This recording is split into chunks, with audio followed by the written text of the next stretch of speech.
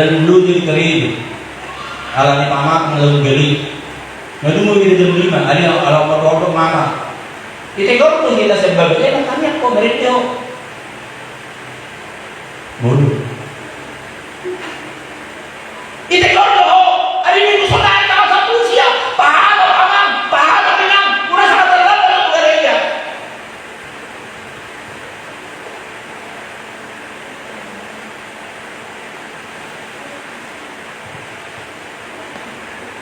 duduk karena menyenangkan duduk doang menyenangkan duduk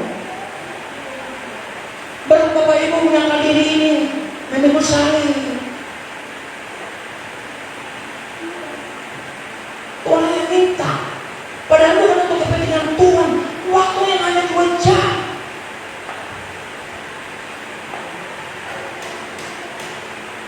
kalaupun sedang ibadah kita melakukan politik 2 kali ya kita bagi-bagi aja kalau ngomong kita nggak ada aturan 5.000 satu kantong kita bagi ini 2.000 satu 3.000 satu kalau itu merupakan sebuah alasan saudara terkasih mengikut Tuhan Yesus Kristus perlu berusaha puji Tuhan supaya apa? Supaya kita berkenan supaya apa?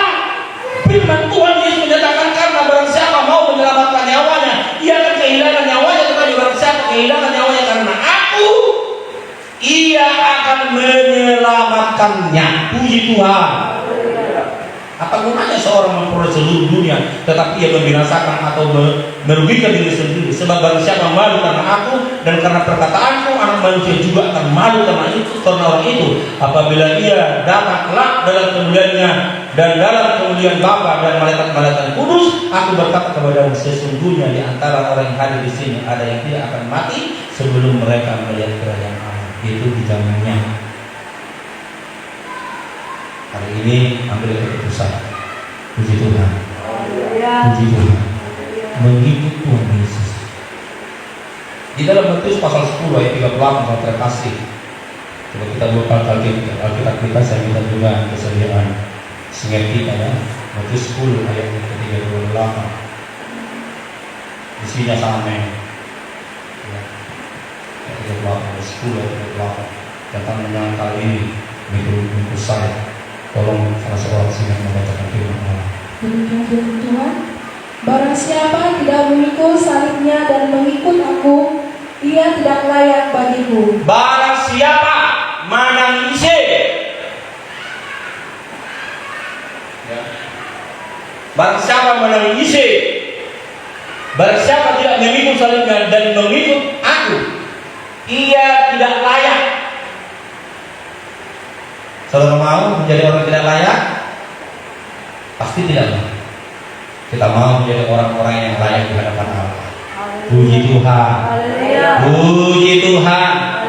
Kalau engkau telah memiliki ketiga perkara ini Bapak Ibu, mendengarkan, mengenal dan mengikut, maka engkau akan disebut menjadi domba-domba Tuhan. Haleluya. Jadi sekali Tuhan Yesus menyampaikan kebenarannya melalui perumpamaan. Mengapa? Supaya manusia dapat mengenal Dia melalui ciptaannya. Puji Tuhan. Puji Tuhan. Di dalam Matius pasal yang ke-25 saya terkasih ayat 31 sampai dengan ayat 34. Di sana sangat jelas sekali ketika Tuhan Yesus datang kedua kali, Dia akan memisahkan antara kambing dan domba. Matius pasal yang ke-25 saya terkasih ayat yang ke-31 sampai dengan 34. Mari kita belajar daripada kebenaran firman Tuhan ini. Kembali saya minta singgah membacakan firman Allah. Haleluya.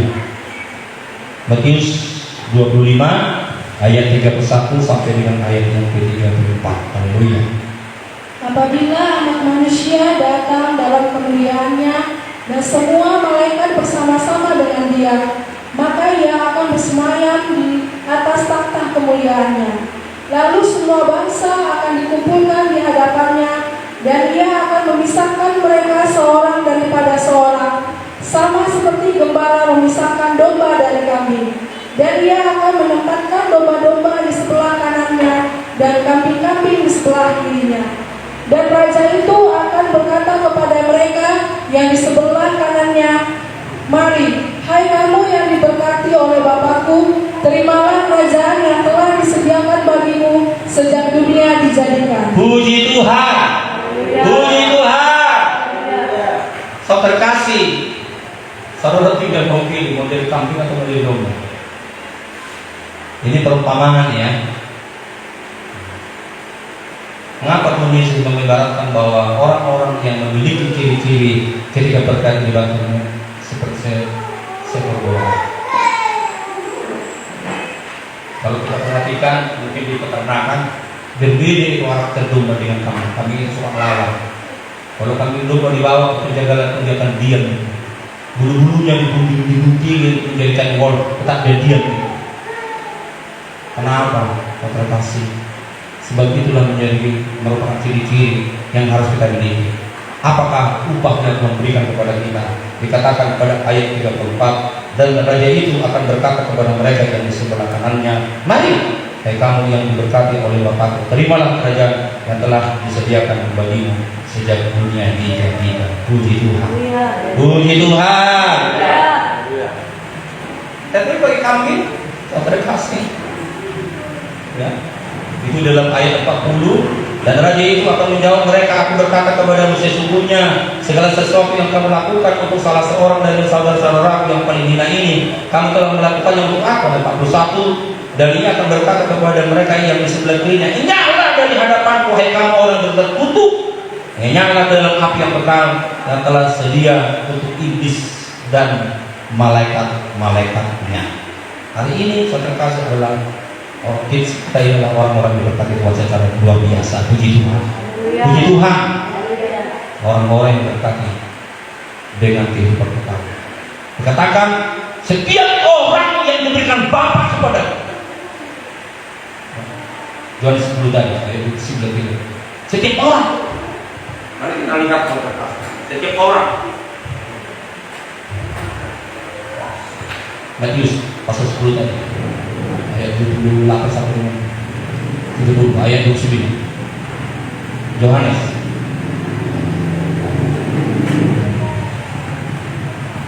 Ada kekuatan yang maha dahsyat, ada Allah kita yang luar biasa yang akan memberikan keamanan, keselamatan bagi kita. Tidak ada satu apapun yang sanggup menuntut kita dari tanpa. Dan aku memberikan hidup kekal kepada mereka, dan mereka pasti, puji Tuhan, mereka pasti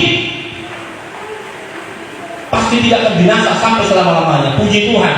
Pasti tidak akan binasa selama-lamanya. Puji Tuhan.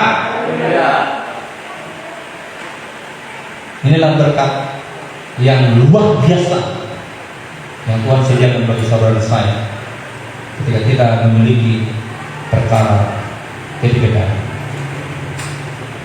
Bagaimana cara Allah memastikan itu, keselamatan itu bagi saudara saya? Dikatakan di sini, saya berkasih dalam nama Tuhan Yesus Kristus, seorang pun tidak akan merebut mereka dari tanganku.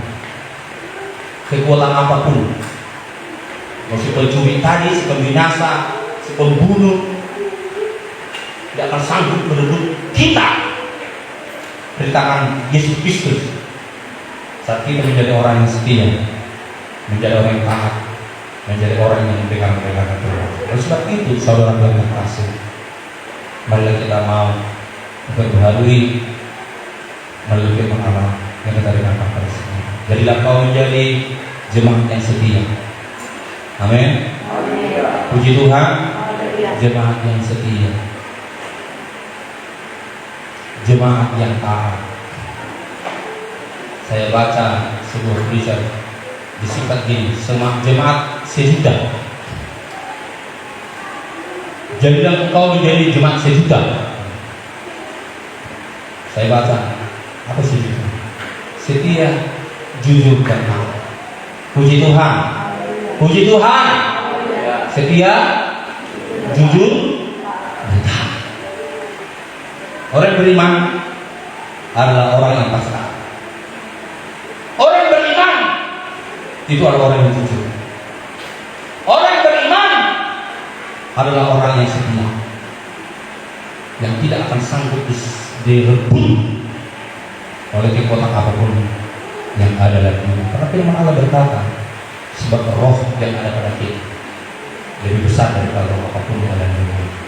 Berkatilah saudara, jadilah menjadi domba-domba yang mengenal, yang mengikut dan mendengarkan firman Tuhan. Kita puji Tuhan Takipion menopang mahot prodi salele mendengar. Mari kita bangkit berdiri semua.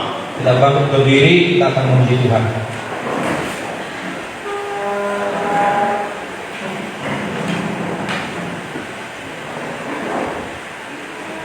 Engkau Bapa yang mengasihi Tuhan,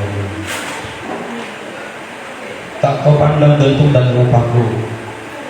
Engkau mengasihiku dengan sepenuh hati, tak pernah sama seperti dunia ini. Kita bangkit berdiri Bapak Ibu. Mari kita menyangkali diri kita dengan berdiri, yakinkan ketika kau menyembah Allah, mujizat Tuhan terjadi, kesembuhan kelepasan. Dari belenggu apapun yang mengikat hati selama ini, Tuhan akan hancurkan oleh tangan kuasa darahnya yang kita percayai, yang telah tercurah di bukit Golgota. Engkau Bapa yang mengasihi, haleluya.